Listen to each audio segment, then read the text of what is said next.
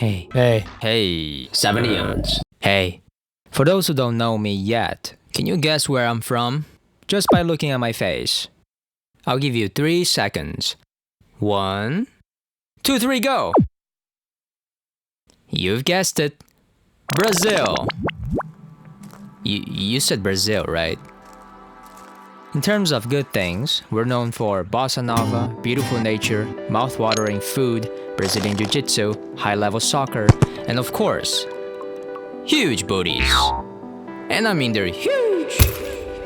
My parents are actually from Korea.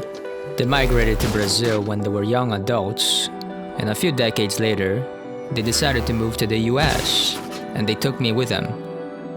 I was just an angsty teenager back then that listened to grunge music a lot. So this is what my experience was like in the first day living in America.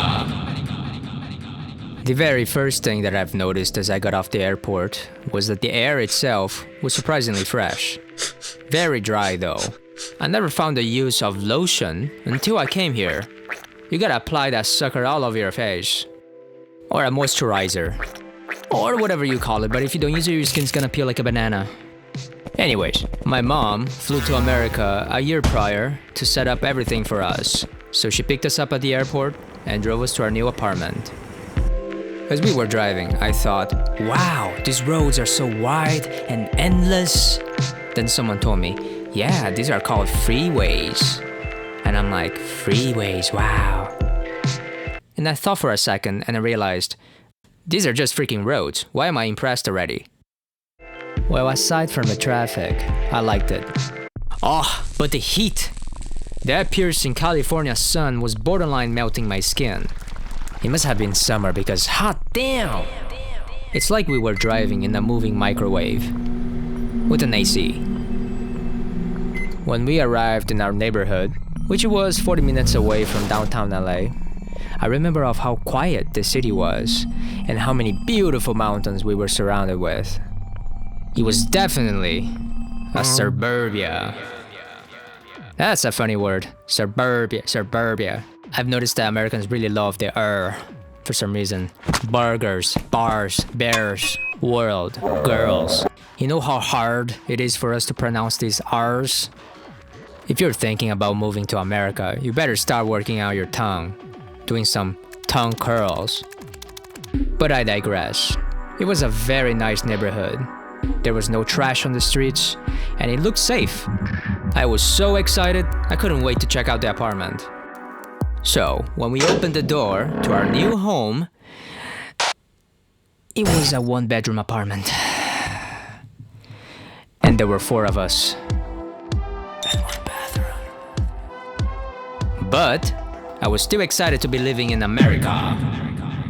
After getting used to my surroundings, I thought it was time to order my first all-American hamburger.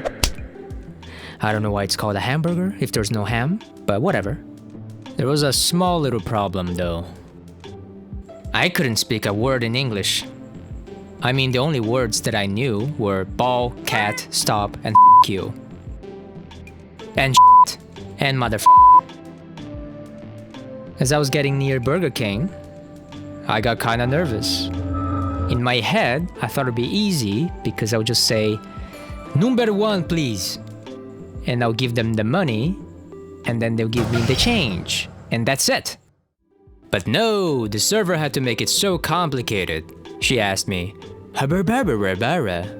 because that's what all Americans sounded like to me, since I didn't understand the language, you know. Literally everyone sounded like a character from The Sims. So I just nodded in a circular motion, because there's no wrong answer when you do that. So she responded with, $7 please. It was probably cheaper back then. But I finally had my first American burger. Or what I like to call it with my friends, burger. You know, to sound more exotic. Moving on. I couldn't go to school for a year. A whole year. I had no internet. No cable TV either. The only way to improve my English was to watch a show called Friends. every single night, using subtitles. Not only you learn the language, but also you get to learn about the American culture and how unrealistic the friendship expectations are after that show.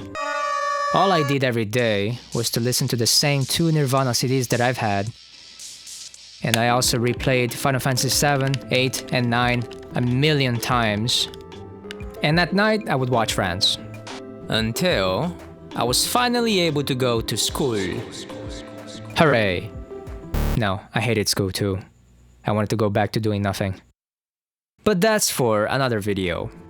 The last thing I want to say is, I'm very proud of my mom. She worked incredibly hard to take us from low class to middle class. And I'm grateful because I like it here.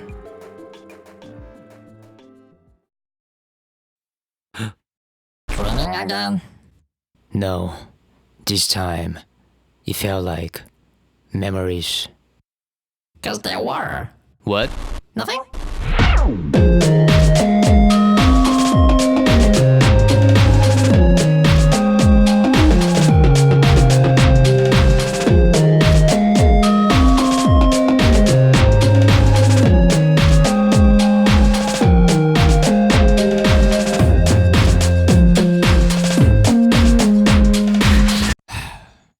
Subscribe and hit the bell button and blah blah blah. You need to sound more excited. Hey guys, subscribe. Is that better? Yeah, actually.